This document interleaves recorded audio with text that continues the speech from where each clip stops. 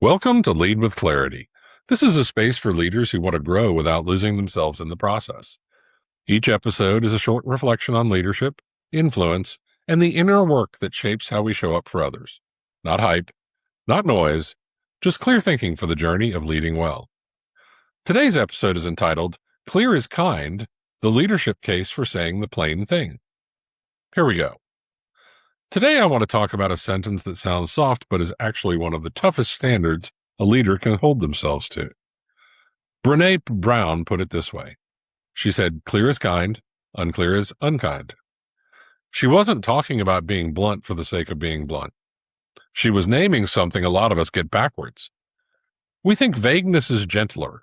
We think leaving room, softening the message, keeping things open-ended is somehow more considerate. It's not. It's usually just easier for us. Think about the last time you had to make a call that you knew someone would not love. A project priority had to shift, a deadline had to move, a role had to change. If you're honest, there's a real temptation in that moment to say something like, let's see how it goes, or we'll figure out the details later, when what you actually mean is, this is decided. The vague version feels kinder in the moment, and it's not. It just moves the discomfort down the road and hands it to someone else to carry. I've watched this play out more times than I can count.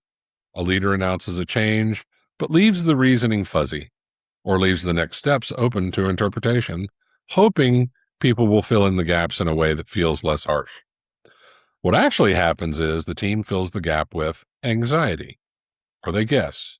They read into tone. They spend energy trying to figure out what was really meant instead of doing the work in front of them.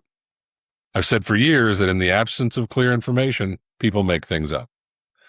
The unclear version, the one that felt kinder to deliver, ends up costing everyone more. Here's where a lot of people misread this idea. They hear clear is kind and think it means blunt, cold, no cushion. That's not either. You can be clear and warm at the same time. Clarity is not about stripping out care. It's about not making someone do the emotional labor of decoding what you actually decided. The unkindness is not in delivering hard news.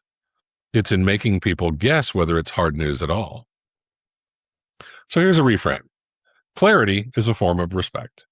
When you tell someone plainly what was decided, why it was decided, and what happens next, you're trusting them to handle the truth.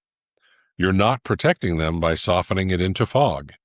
You're just making your own job easier and calling it kindness. This is also a place where a lot of leaders lean too hard on their tools right now.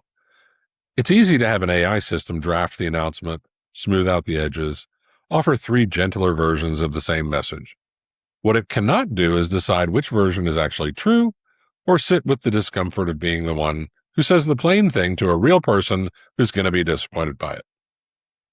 That judgment has always been the leader's job. The tools just make it easier to hide from it if you let them. Here's something to carry into this week. Before you send the next update, the next decision, the next piece of direction to your team, ask yourself one question. Could someone read this and reasonably think it's still open for debate? If the answer is yes, and it's not supposed to be, that's not tact. It's unfinished work. Clear is kind, unclear is unkind. It's a short sentence, but it holds up a mirror to a lot of decisions we soften without meaning to. The leaders people trust most are not the ones who never deliver hard news. They're the ones who deliver it plainly, so nobody has to guess what they really meant.